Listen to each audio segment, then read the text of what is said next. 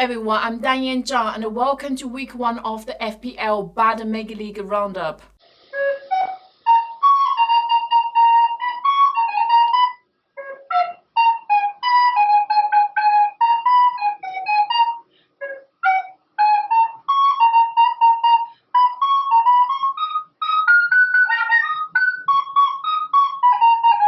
Goal!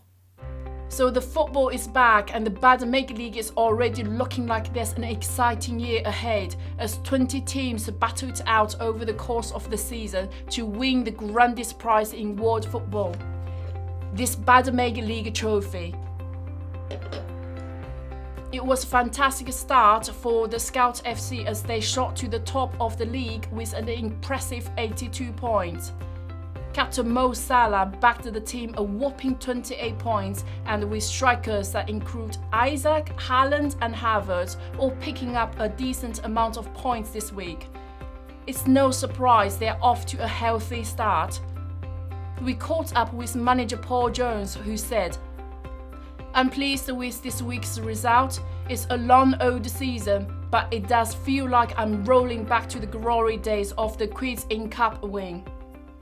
It was also a great start by Riggers United, Martin Papavito and the Foxes Never Quit, all of which came away from week 1 with points in the 70s.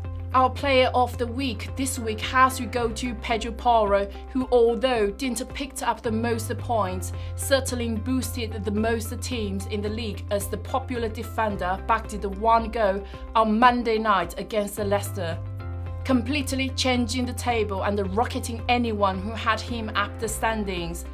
But there's an injury scare this week, and Porro, who had received a knock and currently has a 75% chance of playing. Will the managers rescue him? We'll have to keep an eye on his condition as the week progresses. There was only one red card that affected the teams this week. Shea from Newcastle picked up a straight red which cost points and causes an interesting transfer decision for both Back for More United and Great Ambassadors. Speaking of transfers, it will be interesting to see what transfers are made this week.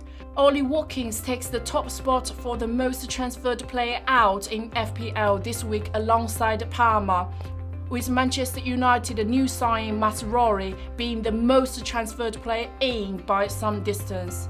But should managers be rushing to change up the team? Only time will tell. So moving on into week 2, let's take a quick look at the fixtures. Only 2 game days this week with some key fixtures in there. A very tough visit to the champions Manchester City for newly promoted Ipswich Town. Will we see an increase of Man City players in our teams and a switch to Haaland as captain? A tough game for Arsenal as they travel to Villa Park. The title contenders lost both matches against Villa last season, so a very tough game for them. And finally, let's have a look at the league standings. As we've seen a great start for the Scout FC, but being week 1, it's still very close around the table and it's highly likely to change in the coming weeks.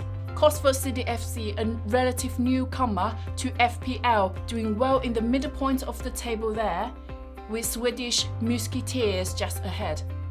The bottom half, it was a disappointing start for last year's champion Annie Stogie, currently in 12th with 52 points. And also last year's runners-up Hat-Trick FC sitting in 16th. But it's a long season and it can all change suddenly. So managers, prepare your team by Saturday 24th August 11 AM and we will see you in week 2. Bye for now.